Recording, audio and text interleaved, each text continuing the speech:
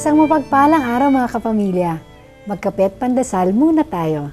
Ako si Risa Singson Kaupeng, Editor-in-Chief ng Kirigma Magazine. Nung minsan, nakadalo ako sa isa sa mga bihirang pagsasama-sama ng mga kabataan mula sa iba't ibang denominasyon ng Kristyanismo.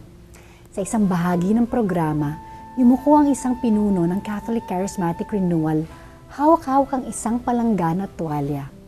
Sa harap niya ay may isang pinuno ng ibang samahang Kristiyano. Mapagpakumbaba niyang hinugasan ng mga paa nito bilang simbolo ng kanyang pagmamahal at pagsisilbi sa ngalan ng pagkakapatiran.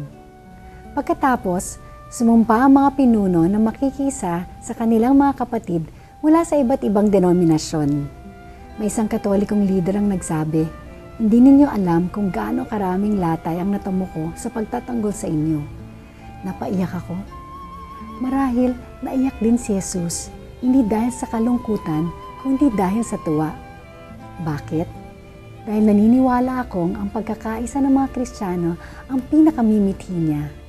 Ito na lamang ang nalalabing kahilingan niya.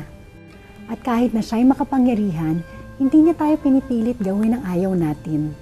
Sa halip, hinihintay niya tayong matuto na hindi pagtuunan ang ating pagkakaiba at magkaisa sa ngalan niya.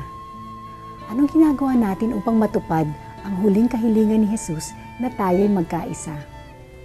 Manalangin tayo.